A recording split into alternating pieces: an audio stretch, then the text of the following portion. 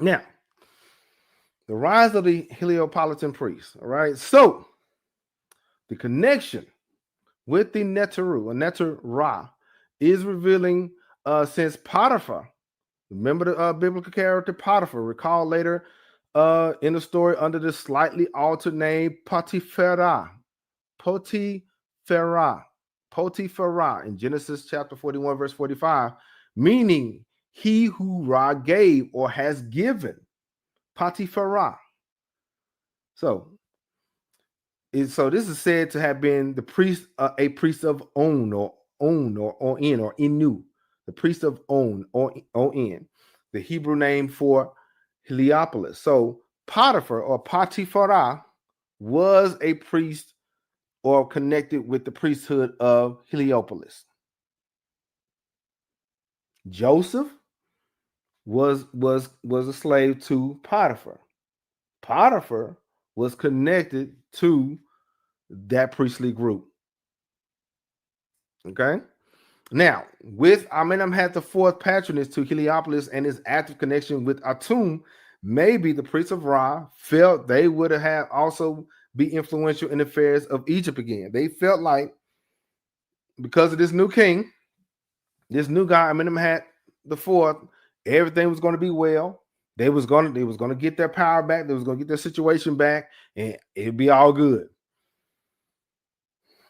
But something happened to Amenemhat IV. Something happened to him. Okay, so now this in chapter 3 brings us to the heart of the transformation, right? The rise of the Heliopolitan priesthood. Heliopolis was the city of the sun, was a home of the cult of Ra, and the doctrine of the divine creation through Atum, which is also known as self-begotten. We're about to get into Kemetic science. Here we go. All right. This theology was remarkably different from Heliopolitan and Theban systems that had traditionally supported the balance of Ma'at, which is truth, order, and cosmic harmony. So the people of Heliopolis was on one side, and then the people of Waset and Heliopolitan, they were on another side. And a Sobekneferu was in the cut, right? As the Heliopolitan priests gained influence, they began to rewrite cosmology. They went in there, I told you, they went in there and started rewriting on sacred text. They start rewriting things, placing the sun god Ra above all other deities, because at one time they was all connected together. This was not a religious evolution. This was a spiritual takeover. The people of Heliopolis felt like, okay, since Amenemhat is in the mix, since he's already in power, okay, since he's doing this, we're gonna do what we want. And we got Joseph over here. Yeah, we're gonna start rewriting some stuff. What them books say? We're gonna rewrite. We're gonna make our own book. We're gonna make our own thing and make our own ideas. And because Joseph, he's a dreamer, so he's gonna co-sign. And then Potiphar, he's cool with it. Yeah, and we don't know for sure where Sobekneferu. I heard she's from Sobek, so she really don't count. So they rewrote everything. A spiritual takeover. I told you this was not just a political thing or economic thing. This started becoming a spiritual thing. Under Sobekneferu, a woman who had inherited the rule from a sacred bloodline tied to the crocodile Neteru and the primal waters, the Heliopolitan doctrine posed a threat. Yeah. They rewrote this stuff, but then here come this sister here. She was raised different. Her allegiance is different, and she posed a threat. Amenemhat IV is gone. Why? Because we don't know what happened to him. But what we do know is that Sobekneferu is now in his place, and she's not siding with us. Brother Ferguson really believes that somebody or a group or organization decided to take her out. It was fire overtaking water, sun overpowering the hidden stars, patriarchal theologies supplanting the cosmic feminine, and therefore Kemet was in isfet or out of balance. When you start rewriting things, when you start neglecting the ancestors and all these things, you start getting out of balance, right? So the priests aligned themselves with political factions who no longer saw divinity in the female body, nor legitimacy in the female rule. They didn't like that. They didn't like what was going on. In their doctrine, the queen became an anomaly. So in their view, this random queen, even though she was born here, she was born into power and all these things, she became a threat. That's what happened. So Sobekneferu, to these priests and these other guys that was trying to get over, she posed a threat. Yeah. She became a disruption. She became an obstacle. Yeah. I told you we about to get involved because she did not like all these foreign people taking over and occupying all these sacred spaces. She wasn't for that. The other king he was cool with it. He's gone. So now Sobekneferu had to handle it. So according to the Heliopolitan priest, Sobekneferu became a problem. Yep. So the spiritual and political rise of the Heliopolitan priesthood, to understand the gravity, we got to understand. To understand, it's not, y'all. It's not just. Let me remove this real quick. This is not just people, right? These are age-old factions and forces in play. Okay, you guys. I wish you guys could understand. Okay, these groups have been in place in Kemet up at this point from the Old Kingdom or pre-dynastic period, an estimated 2,500 years already. It was already rolling.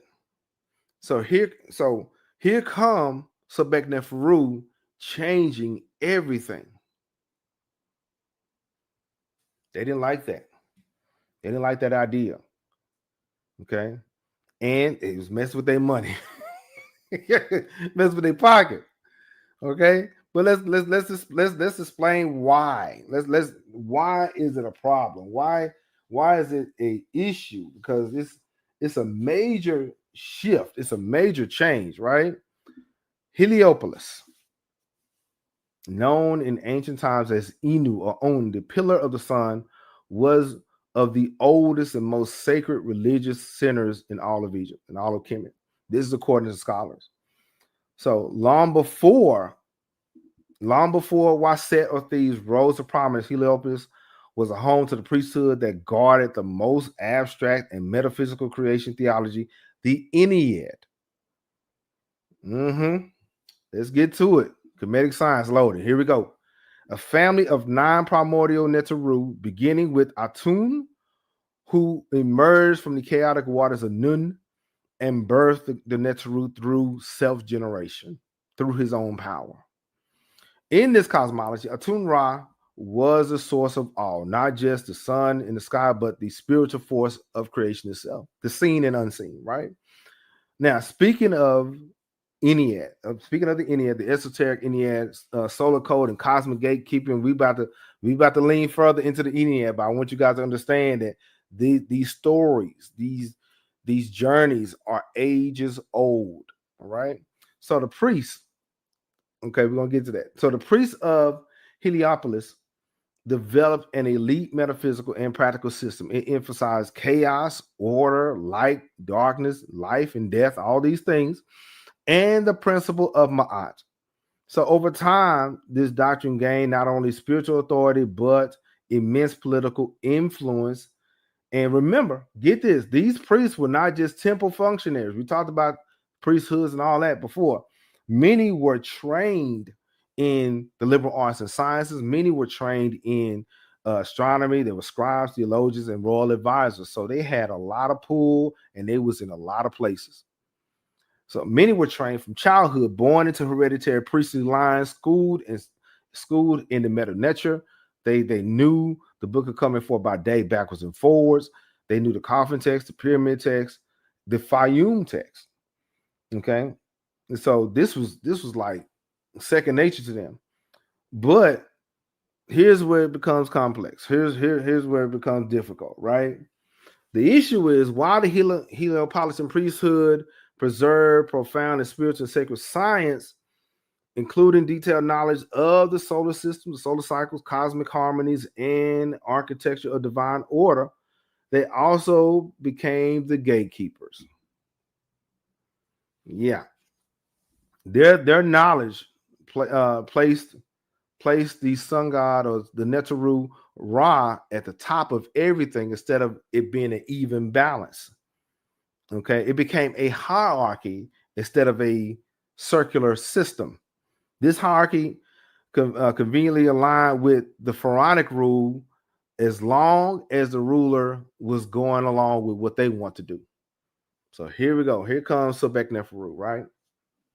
A woman, a sister on the throne who was already an anomaly, right? She broke the matrix already. A woman invoking the ancient goddesses, okay, the ancient ancestors.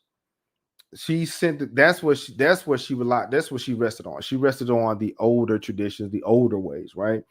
And so these traditions were before the Heliopolitan group, the Heliopolitan past. So this was a feminine cosmology. Okay, this was rooted in stars, water, and the crocodile god, the crocodile Neteru Sobek. So this was far more than an anomaly. She was a challenge. She was a problem. So Sobekneferu, she presented herself, represented a different idea, different strand of Kemetic spirituality. One linked with the primal waters to the noon and to the divine feminine as cosmic womb and regulator of time. Her association with the seven stars, we're going to talk about that. Her association with the seven stars, referencing the Pleiades or the seven Hathors. I did not know. Did you know? Did y'all know? Because you guys are really smart. Did you know that there was seven Heteru? There was seven Hathors. Because remember, okay, a segment was a variant of Heteru. So there's seven. Wow. So Sobekneferu was a direct call to the pre-solar stellar-based tradition that saw the stars as the source of divine cycles, not the sun alone.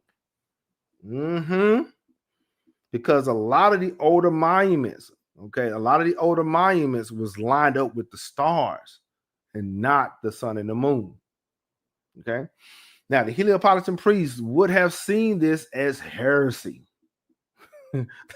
But it's funny, whenever the priest didn't like anything, they call you a heretic. So, or worse, it was a return to a dangerous instability, something that that instability was a thing that they couldn't control. That's what it meant. They couldn't control it. So Sobekneferu couldn't be controlled, and certainly not the primordial Neteru or the ancient ancestors. They certainly couldn't be controlled, right? So let me repeat it. Sobekneferu's association with the old ways, the seven stars, likely referencing Pleiades or the seven Neteru. Once again, did you know about that? Because this in the book. It's in the last chapter, the goddess of the seven stars. It is in the last chapter. Yeah, we're gonna get into that. All right, hit the like button. We're gonna talk about that. But because we're gonna talk about that fall from grace. Did she get to a point to where being here, it really didn't matter to her anymore? All right, let's go. So, as I said earlier, Sobekneferu represented a different strand of Kemetic spirituality, right? One linked to the primal waters, the primordial waters, to the noon, and to the divine feminine, the cosmic womb, and regulator of time. Her association with the seven stars, seven Hathors. This was like I said before, this is a direct call to the pre-solar and stellar traditions. that saw the stars as a source of divine cycles and not the sun alone. Okay, so they saw her as a heretic. Okay, so what did they do? What did they do? What did they do? The priests of Heliopolis, they began consolidating their power. Okay, they started to combine forces. Yeah, the record suggests that during and shortly after Sobekneferu's reign, temples aligned with Ra or Atum gained unprecedented endowments. So the funding started going back to those temples. The books was rewritten, okay, and those hymns to Ra and all those Neteru became dominant in court liturgy. And in the years that followed under the 13th dynasty and later during the rise of Akhenaten's father, Amenhotep, the sun cult would reach nearly absolute supremacy. So the idea of the Atum came from somewhere, and I believe it came from the priests of Heliopolis. So her Sobekneferu's entire reign was a defiance of the priesthood's narrative. Okay, Sobekneferu was totally different. She didn't care about none of that. She cared about Kemet as a nation, right? She ruled through the power of Sobek, the crocodile Neteru, and tied to the primal waters and not the sun. She invoked the seven stars, likely referencing to the pre-dynastic stellar priesthoods and celestial Neteru like Sheshat. Okay, Sheshat and the seven Heteru outside of Ra, outside of Atum. And she crowned herself, or she was crowned in Subiti, right? So how did they respond? Okay, they had what you call a silent takeover. Yeah. Sobekneferu already had the army. She already had the military. So the priests had to move different. Okay, they didn't need armies. They had tools of erasure. They had the ink. They had papyrus, they had the scrolls, and even oral transmission. So they tried to paper Sobekneferu out. Yeah. Or also, the likely method of her removal was ritual archival. Her monuments were left incomplete. We've seen the statue. Okay, defaced or repurposed by later kings. So, and in official theology, her reign became a problem to be corrected by the divine will or a brief misalignment in Ma'at. So what they were saying, that if the priest had something to say about it, Sobekneferu was a mistake and she should not have been in power. So we're going to do a silent takeover, a spiritual assassination, and eventually be historical amnesia, even though she by right is the queen and king of Egypt. So in this way, Sobekneferu's fall was less than a political collapse and more of a spiritual excommunication. Basically, she was stripped of divine legitimacy.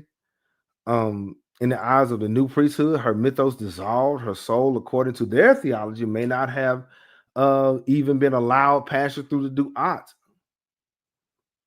the underworld, unless she had secured protection through older and hidden rites, right? So we have the labyrinth. She had to take that journey. I believe that the labyrinth was a external manifestation of what she was going through on the inside, because she was the builder of the labyrinth. All right. So, and I think that she was guilty by association. She was guilty because she went with the old ways and not try to run with whatever everybody else was doing. But as a ruler, that's what you got to do. You got to make your own mind. You got to do your own thing. Okay. Everybody may or may not agree with you. Okay. So in this way, this was a spiritual communication. Like I said, her soul, according to their theology, may not have been allowed passage through the Duat. In other words, this is according to them. But now, unless she secured protection through older hidden rights. Now, we already discussed the fact that Heteru did get involved. Okay, so I don't think at this point it really mattered what the Heliopolitan priesthood was going to do or say. So Sobekneferu was already set. She was already ready to go to that next path or that next level, right? So do you think, again, do you think she saw this coming? Do you think she saw this coming? Like and comment below. Do you think she saw change coming? Do you think that she became aware of this, right? So some oral tradition and speculative sources suggesting Sobekneferu received premonitions of betrayal, possibly through dreams or seers or even stellar alignments, because she was a priestess before she was king, right? I'm sure she performed obscure rituals near the end of her life, offerings to the seven stars, the Netzeru, disappearances from the capital, and pilgrimage to the temples wasn't working anymore. Okay, so I think she started to see that the Chamber of Ashes was going to have to be her last resort. I think so. So could she have attempted to preserve her spiritual essence in another form? What do you think? Okay. Do you think she tried to describe her being in the stars instead of stone? Because remember, she was connected to stellar and celestial ancestors of Netzeru, older ancestors. By that time, according to the pyramid text, by that time they became the imperishable stars. So do you think that she was trying to do that also? Instead of dealing with stones, she was becoming a star. Okay. She wants to leave behind a mystery and not a monument. So I think that was her ultimate path. She wanted to become an imperishable star, right? So so she may have succeeded. Okay, I think she may have did that for through her body, even though her body was lost. The story continues, right? But get this: the roots of that rise again here. So with the quiet, calculated displacement of Sobekneferu's legitimacy by the increasingly powerful sun priest of Inu, her theology may have worn the robes of cosmic truth, but in practice, she may have. A lot of these guys was preaching and talking about it, but she was actually doing that, right? So this left no place for. They didn't like that. They didn't like that. So when we speak of Sobekneferu's fate, we are not only speaking of a monarch losing her throne, we are witnessing a spiritual restructuring of civilization. Okay, orchestrated by a priesthood whose influence would shape Egypt for centuries to come. So Sobekneferu was that last, I think the last guard in the sense of the old order. I think so. Speaking of that, here we go. Here we go. The Esoteric, Ennead, Solar Code, and Cosmic Gatekeeping. Yeah, we about to get into this conversation. You guys asked about Kemetic science and everything. Make sure you get your pen and paper, and I hope you got it ready. So, at the core of the Heliopolitan theology lies the Ennead. There's 9 primordial Netzeru whose symbolic relationships form the cosmic architecture of ancient Egypt's worldview. So, before we get into that, though, got a question. Before we get to that, teleportation or time travel? Teleportation or time travel? Like and comment below. Teleportation or time travel? Like and comment below. Now let me know. Okay. All right. Now, here it is. I hope you got the stuff together. I hope you got something to write. People ask for it. Here it is. The Esoteric, Ennead, Solar Code, and Cosmic Gatekeeping. At the core, like I said before, at the core of Heliopolitan theology lies Ennead, the 9 primordial intelligences, the ancestors or Netzeru, whose archetypical interplay encoded the metaphysical DNA of Kemet's sacred science. For more than divine genealogy, the Ennead was a cosmic vibrational formula through which the ancients mapped the descent of spirit into matter and return through initiation. Again, this was not just a formula. This was a map, a breakdown to show how the spirit goes into matter and returns from matter back to the spirit through what? Through initiation. Okay. Now, we have Atum. Okay. We have Atum, the self-created one born from the primordial waters of Nun, initiating creation through thought and a word, the self-begotten monad emerging from the Nun, the abyss of infinite potential. He is undivided point. He's the undivided point, pure will and intention, right? His creation of Shu and Tefnut by spitting or sneezing was not a mere act of generation, but a release of a word or a seed of consciousness into polarity. This archetype of divine energy before separation. Now, the divine sequence begins from the divine sequence or separation begins from Nun to Atun in the coffin text. In the coffin text, it says this: I am Atun when I was alone in Nun. I am Ra when he comes into being. That's coffin text number 714. Atun is the first name in the Ennead. He's not personified as a god in the beginning, but an abstract force. He's the Zep-Tepi, the first occasion or the beginning before the beginning began. Pure consciousness emerging from the Nun, the infinite primordial waters. Nun represents the quantum field of unstructured potential, the void from which all existence arises. Atum does not create through tools or hands. He creates by spitting or sneezing or speaking. That's why your words have power. That's why the things you say are important. That's why it's important that we pay attention to what we say and do to people, right? Now, the language and breath, the first manifestation is duality, and that is Shu and Tefnut. Shu means air, and Tefnut means moisture. His twin offsprings establishing the duality of breath and flow. The duality of breath and flow. The first breath of and sacred fluid together, they symbolize the unity, and they complement each other. They complement each other through motion, spirit, and soul, and sky, and breath, essence, and emotion.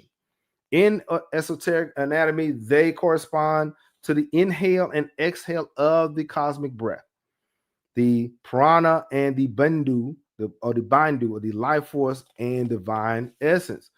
Shu, the netaru of the air, breath, spirit, and life force. Tefnut, the netaru, the goddess of moisture, tears, fluidity, and the soul. Their creation marks the first split between masculine and feminine currents. Okay, in the sacred space in between. Okay, in the pyramid text, number 600, it said, "I gave birth to myself together with Shu and Tefnut. I joined my body with my shadow." That's in the pyramid text. The Ennead begins with one thought and one power. It talks about self-generation and light and darkness. Atum creates not out of power, but through union with this Ka and this Ba. All right, let's go. Now, Geb and Nut. Geb is the earth and Nut is the sky, right? Geb and Nut. Celestial mechanics and the womb of the stars, okay? They are the separated lovers forming the terrestrial and celestial spheres. Once united in primal embrace, now separated by Shu, who upholds the space between them. Nut is the celestial dome, the womb of the stars, the keeper of ancestral gates. Geb is the receptacle, the alchemical retort in which transformation unfolds. Their children were born not just biologically, but cosmically. Okay, so it's not just biological, but cosmic.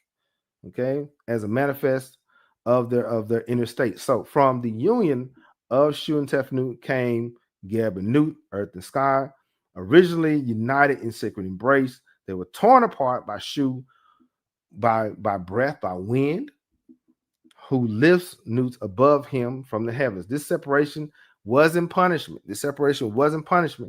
It is necessity for manifestation. Creation requires boundaries. You hear what I said? Creation requires boundaries. It does happen. You have sometimes you got to, in order for you to do your best work, sometimes you got to get away from people, right? Nut becomes the celestial vault, her body arced over the world, her womb holding the constellations, all 12 constellations, right? Every evening she swallows the sun. Now, in the book of Coming Forth by Day, it says every dawn she bursts it anew. Okay, Nut, according to the book of Coming Forth by Day, Nut gives birth to Ra each morning, who receives him in her body each evening. Okay, Nut is the cosmic mother. Her body is the zodiac, right? Geb beneath her becomes the material plane. So we have the vertical axis, the spirit above and the matter below. Okay, as above, so below, right? Between them is humanity. Between them is humanity. So then we have, of course, this is the illustration. This is the illustration of the, believe it or not, this is, of course, the weighing of the scales. And there's the Ennead at the very top right here. Okay, the Ennead is at the very top. Okay, and we have Tahuti. Okay, we have Anupu, and we have the person's heart and the feather. All right, his heart is being weighed. Right. So we have Osiris, Isis, Set, and Nephthys, the divine archetypes of life, death, magic, conflict, and hidden wisdom. These four, okay, complete the Ennead and represent sacred quadrature.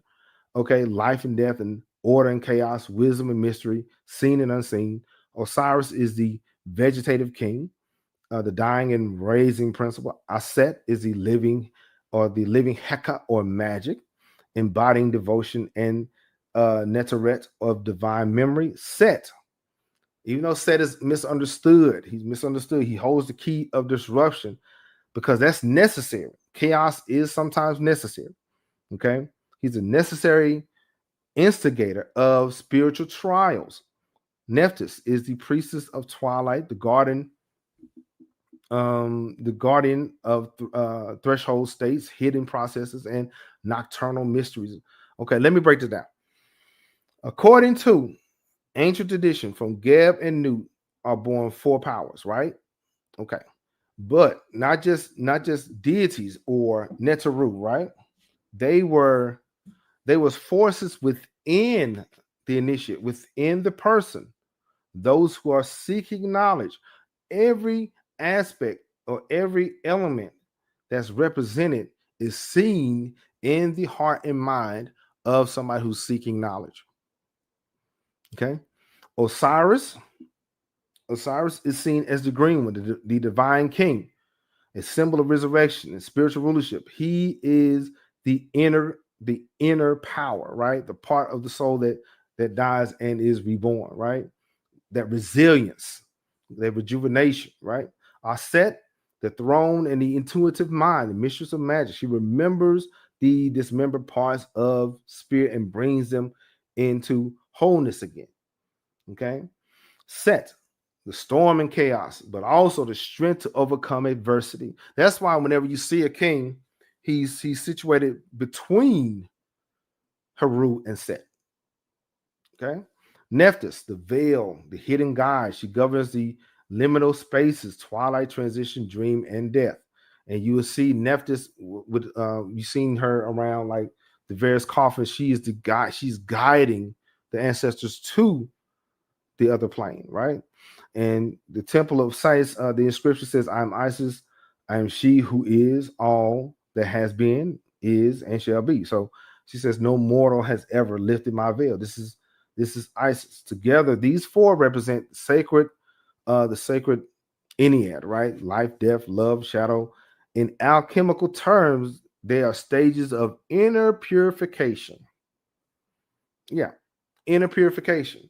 Now, get this though. According to Baba Kaba in his book, that also the Ennead, all nine of them represent molecules on the periodic table. So they were symbolic of a chemical, okay, of a chemical process of creation.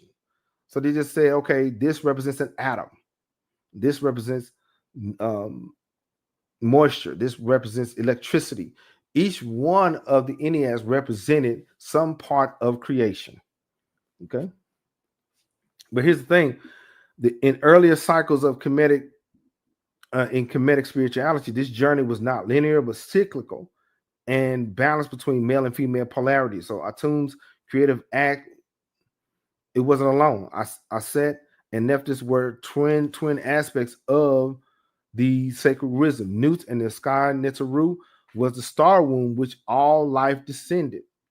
Okay. So by the time Sobekneferu came on the scene, the Heliopolitan priesthood had subtly reconfigured this cosmology, this idea. They reset that, and they elevated Ra Atum above all of them.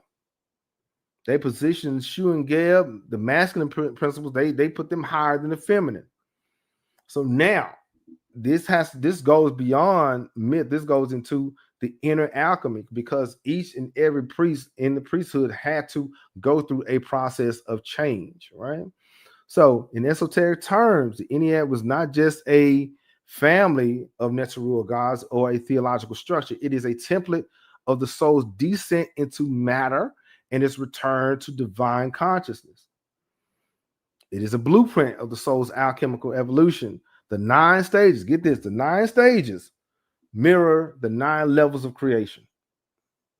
The 9 Neteru, 9 levels of creation, from unmanifest source to material density. Disclaimer, before we go further, I'm gonna tell you this.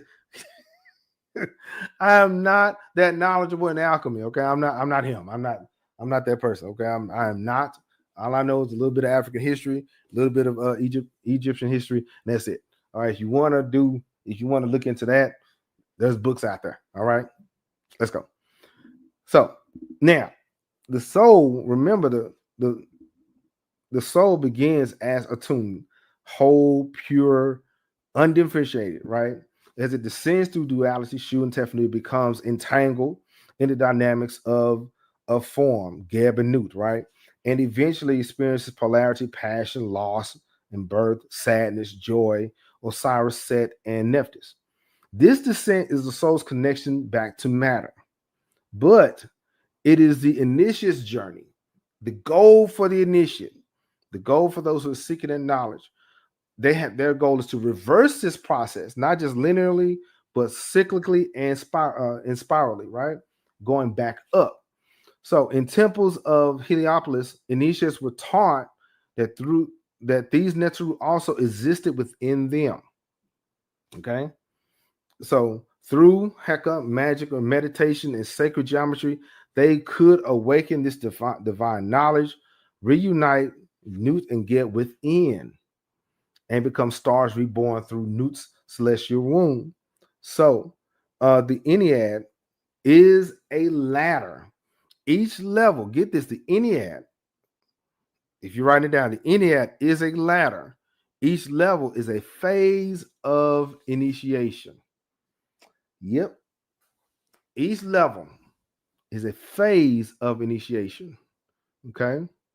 So we have Atum, the divine seed, Shu, the breath of life, Tefnut, the soul, which is fluid, Geb, the body, Nut, the spirit, Osiris, consciousness, Isis, memory and will, Set, trial and friction, Nephthys, the hidden key. Okay. So yeah, we may have to get into the book of Gates. I mean, we have to get into that, but 9 is the number of gestation. The human fetus takes 9 months. Okay. The soul too. It must pass through 9 gates before it can ascend, according to African custom, according to Egyptian custom, right? These correspond with the 9 pylons of the Duat in the book of Gates, a secret known to the temple initiates, seekers, and who never, these people never shared that information to those who were unprepared. Okay. So the 9, according to the book of Gates, the Amduat, the 9 are the beings of the house of Ra. Their names are hidden, their forms unknown. So we don't have time right now. We don't have time to break all this down. But let me know if you want me to discuss the book of Gates. Like and comment below book of Gates. Okay, don't comment below. But something changed. Okay, something changed. Solar politics and the hidden feminine in early cycles of Kemetic spirituality, balance between masculine and feminine polarities was essential. Atum's first act was neither male or female, but it was both connected as one. Nut and Isis were not passive figures, but they were active. And the priestess of Shushat and Heteru was held once powerful initiatory roles. Okay, so I think I'll get back to that. So, but as dynastic politics took hold to society, especially by the 12th dynasty into the reign of Sobekneferu, Kemet's first verified queen, some subtle engineering occurred. The priesthood of Atum began to centralize their power through solar symbolism, and they tried to offset what Sobekneferu was trying to do. Atum is now supreme, and Shungeb, the masculine aspects were elevated. So, trying to see how much time I got now. But dealing with solar politics and the hidden feminine, as dynastic politics took hold to society, especially the 12th dynasty and into the reign of Sobekneferu, Kemet's first verified queen, some re-engineering occurred. The priesthood of Ra began to centralize their power. The sun became the portal of renewal, became the emblem of singular authority. The Pharaoh, once the bridge between realms, is now portrayed as the sole keeper of Ma'at and divine order. And that was, to them, that was a no-no. Okay. And so Ra-Atum is now supreme. His light became the justification of absolute power. The Ennead, once a mystical cycle, was now flattened into some kind of hierarchy. Shu and Geb, the masculine aspects, were elevated as usurpers, upholders of Ma'at. The divine feminine was increasingly ritualized, preserved, but not empowered. So they tolerated the feminine aspect of the Ennead, but they didn't give it any power. Okay, so it says the king is Ra, his word is law, all gods bow to him. This is new kingdom inscription. This is totally different than the equality that the Ennead originally had. This translation mirrored the rise of solar monotheism under Akhenaten and earlier tendencies in Heliopolis. The Ennead became solar formula used in code time, a royal and royal legitimacy and temple architecture rather than soul's liberation. The Ennead was originally for the initiate. Okay, it wasn't just something just to build temples with. Okay, so the shift elevated masculine deities such as Ra, Shu, and Geb, and while the divine feminine was veiled, hidden beneath the layers of myth and priestly interpretation, Aset was retained for her magical power, but her revolutionary aspect, the seeker of divine justice, the builder of thrones, the restorer of broken cosmic order, was subdued. So they liked the part about her having magic and everything, but they didn't like the part where she got active and involved. Yeah. So now we have Sobekneferu, whose name invokes both crocodile Sobek and the beauty of Neferu, reawaken the older traditions. Her patronage of temples linked to Sobek, Hathor, and Net suggests she drew upon pre-solar and stellar codes, cosmology, where the feminine was not peripheral but central. This was not her thought process. The way she was handling business, it wasn't a byproduct. The ancient ancestors was not a byproduct. They were in the forefront of her mind. So her reign was a metaphysical riddle. A woman enthroned in a solar hierarchy designed to suppress her very being. And I also believe she knew the stars. I believe she got to the point that she went from trying to put things on stone to put things in the celestial. She was starting to get to the point. In my opinion, I think she was getting beyond that. She was getting beyond wood and stone and everything. She was going somewhere else with it. Okay, like and subscribe, by the way.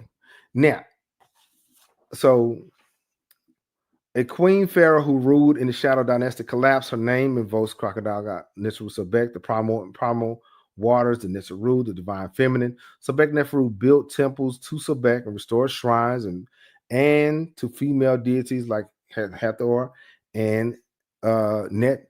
She rejected the strictly solar model and she went back to the pre-Enneadic cosmology, the ancient, the ways of the ancestors, pre-dynastic, okay, older and lunar and stellar traditions where the goddesses ruled the cycles. So in doing so, she became a symbolic issue. Okay, I told you she was different. A woman crowned by Ra's light, yet attuned to deeper powers. I think her powers was way more than they can control. Okay, so by the new kingdom, the Ennead became a solar algorithm used to legitimize kingly divinity, codify time like the temples and so on to regulate cosmic balance through the royal cult. But to the initiated, to the people who really understood, the Ennead remained a living map, a ninefold spiral of becoming something, of creation. Each name a resonance, a key to unlock the multidimensional self, because we're not just 3D, we're multidimensional, we're multifaceted. 9, as I said before, the number of gestation, the triple triad symbolized completion before rebirth. The Ennead, therefore, was not a conclusion, but a threshold, a beginning. To stand at the 9th gate was to face yourself, stripped of illusion, into your own reality. Only through balance and chaos, like Set with harmony, Osiris, intellect, Shu with intuition, with matter, with the spirit, could the initiate pass through beyond the sun into the starry halls of the Duat. Yep. So to understand the Ennead today, in our time, is to reclaim the original meaning. It's not just telling time, it's not just telling stories. It's not a doctrine of power, but a map. Ennead is a map. As I said before, a lot of these physical chambers, a lot of these halls, a lot of these chambers under the pyramids, under all these places, it was spiritual and symbolic, not actual. It was there. Yes, you saw it, but it was a spiritual idea. Okay. So it was a map. So get this. Each deity is a gate. Each Neteru, each ancestor was a gate, a vibrational current. We're in the Kemetic science. Okay, here we go. Atum teaches solitude and wholeness. Shu teaches breath and balance. Tefnut teaches emotional wisdom. Geb teaches groundness. Nut teaches cosmic vision. Osiris teaches death and renewal. Isis teaches sacred memory. Set teaches teaches courage in chaos. Set teaches encouraging chaos. Nephthys teaches surrender and silence, right? So together, all 9 together, they form the 9 spheres of the soul known in the temple tradition there's 9 parts of the soul according to Kemetic knowledge. There's 9 parts. The Ren, which is your name. The Ba, which is your personality. The Ka, which is the vital force. The Ab, or the heart. Shut, or the shadow. Sakim, which is the power. Ku, which is spirit. Sa'u, the immortal body. The Ankh, which is the luminous soul. That's why names are important. That's why they wrote their names everywhere. And that's why some of our ancestors would name their children after them, so that their name will always be called somewhere. Because when you call somebody's name, you're remembering them, right? And here it is. Pyramid text, number 571. Raise yourself, O Osiris. Take your throne. May your Ba live. Your Ka be mighty. Your Sha'u shine. Sa'u, by the way, is another word for star. Okay. Your Sa'u shine in the sky like Ra. Okay. Pyramid text 571. So the Ennead is not just static doctrine. It's a living spiral, right? And memory encoded in stars, temples, and DNA. Like we talked about the Jed before, to work with it undergoes transformation, not the belief, but a being, right? The ancient Egyptians didn't worship the Neteru. They became them. They represented them through ritual, initiation, sacred drama, inner work. they activated these energies within. So to walk or to talk, even talk about the Ennead like that, is to return to the source, to reclaim the gatekeeping, is to awaken the divine feminine, even fellas, that too, right?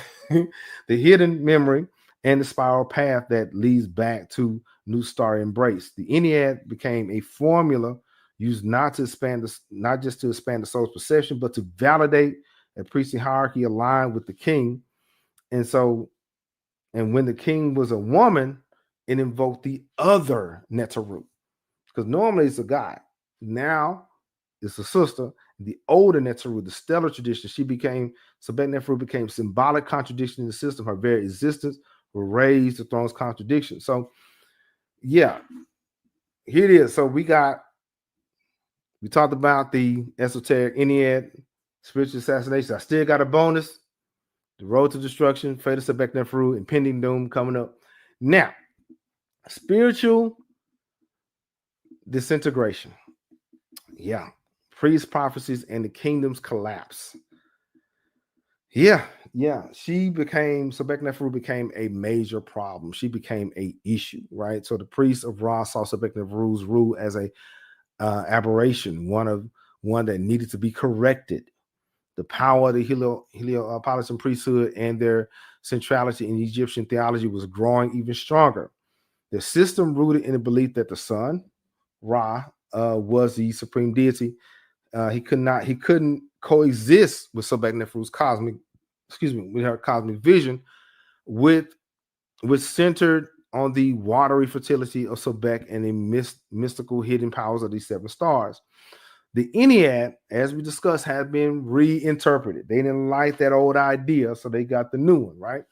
Atum's role as self-creator was now cast in the image of Ra and the solar force of Sobekneferu's adherence to the older, more fluid cosmology tied to Aset, Nephthys, and the stars was seen as a problem, as a threat. So, and the same goes when Joseph comes into play. So, the grain supplies were faltering, the crops were in jeopardy, and Joseph's influence over the Fayum had centralized control, pushing aside older traditions of divine abundance and connected to these new people.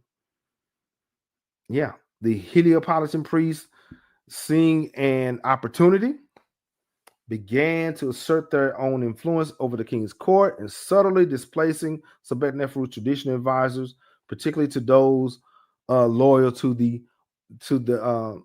Atum. Okay, so when Sobekneferu met Joseph, because I told you they did have an encounter. Okay, now the realization that Sobekneferu might have known Joseph, whether he be an important Hebrew who rose to become vizier of Egypt or just a composite character, expressing the greater achievements of Egypt's Western Asiatic population, is a possibility. Okay, now remember, Sobekneferu's the Pharaoh's daughter. So when Joseph was charged with undertaking these building achievements, when she was a part of those achievements, when he was a part of those building sites, Sobekneferu was privy to it. She knew about it. She knew what was going on. So it is a possibility that they did have some interaction. Okay, according to the Coptic, he said, you know how dear such daughter of mine to me, and you see it's time that I would assign her someplace where she may be mistress and whereof the revenues may be sufficient to maintain her. And I do not find any lands beside my own which I can give her, unless it be in the Fayum area. So the king is saying, okay, if she's going to be somewhere, she's going to be in a place where she can thrive and grow. Okay. So I'm sure, according to historic custom, that Sobekneferu did meet Joseph, especially during the time where they was building those canals along in the Fayum. Now, road to destruction. Yeah, road to destruction. It's unfortunate situation where we have these different factions closing in on Sobekneferu because her father's gone. Amenemhat the fourth is gone. So to gain support for their demands, the priests of Heliopolis would perhaps have attempted to convince important and influential members of the royal court, as well as the country's native and foreign population, that this female pharaoh was taking the nation down a road of destruction. Remember, the Heliopolitan priests gained a lot of influence and power, and now because of Sobekneferu coming with the old ways and not really kind and not really happy about these foreigners being there, they're trying to sway the narrative that she's not good for Kemet, even though a lot of them people are foreigners, right? And so he said, according to Collins, they would have surely have highlighted the fact that everything had been fruitful during the reigns of her father and her brother, but all of a sudden there's a drought. As soon as she get in there, it's a drought. So people are gonna talk. People they're gonna look, they're gonna say the sky's falling and everything. They're gonna say, yeah, it is, right? So this unfortunate situation would have been made worse by the fact that some of the excess flood waters had previously drowned parts of Lower Egypt were now being successfully diverted into the Pharos Great Lake. So they think, okay, well, because it was flooding and all the water was everywhere. Now there's no water. Not knowing scientifically, they have taken care of those canals previously. But public opinion, it don't matter. They just know that it's not flooding anymore, and she's a problem. Remember, the king, be it the king in his or her capacity, is connected to Heru, okay, the divine rainmaker. And since she's here, the Nile has not been flooding, and we're starving, and we got these issues. So their absence, so the rain's absence at the time of inundation will be unquestionably blamed on her. So the Heliopolitan priests had something to say. They would seize that opportunity to say, see, I told you, it's her fault. Yeah. So in addition to this, the Heliopolitan priests would have rightly spread rumors that Sobekneferu was responsible for the death of her brother, the king, which along with the Neteru denying Egypt a fruitful harvest, provided proof that she was not supposed to be king. So they're saying that she's responsible for her brother's death or stepbrother and for the drought. Yeah. So the fate of Sobekneferu, what happened to her? Okay. It could be pointed out that during the Middle Kingdom or the Second Intermediate period, Barbara Bell wrote that in the time of trouble, both by poor floods and unusual uncertainty about the identity of the true Heru, or the true king, will be secretly murdered or expected to commit unalivement when his coronation was not followed in due season with floods adequate to avert scarcity. So, if correct, Collins believed that because the floods didn't happen, she was supposed to give herself that good old permanent relaxation. Okay. Before all this take place, though, there seems to be likelihood that Joseph, the vizier of Egypt, would have delayed Sobekneferu, would relay to Sobekneferu these accusations being leveled against her by the priesthood. That's what some people like to say. What this would have meant is doing whatever it took to get influential members of the royal court to forcibly remove her from the throne, and as consequence, suffer the same fate as her brother. So Joseph, like somebody, think Blue mentioned that somebody may have let her know. And according to some tradition, a lot of people would believe that Joseph told her that the priest was after her. So Joseph advised Sobekneferu of her impending fate. She believed what he said. So despite any antagonism that may have existed between Sobekneferu and the priesthood and Egypt, Western Asiatic population, is symbolized in Hebrew and Arab Islamic tradition by stories of Joseph. There does appear to have existed, Joseph may have existed, as we will see during this time frame. But her issue to them was who she was siding with. She was with the old ways. And so history tells us that Sobekneferu, this is impending doom, right? History tells us Sobekneferu and the nationalistic supporters of the incoming 13th dynasty were right to have been concerned about the long-term future of Egypt. For the rise of the Canaanite-led 14th dynasty unquestionably opened the door to a lot of problems. So Sobekneferu saw that coming. She saw those issues happening. You know, the prophecies of dreams and drought, alignments to the sky, the signs of impending doom were everywhere. The priests read the stars, and what they saw was troubling, and they whispered of a kingdom stretched thin, divine protection withdrawn from the land, and Ma'at was not in balance anymore. And so she, even though she was a queen in her own right, things was changing all around her, right? So divine judgments was happening. The sun was being eclipsed, and drought and famine, and all these things was happening, right? And they echoed through the halls of Egypt's temples and palaces. And so Sobekneferu eventually had to make some decisions. She had to make a choice.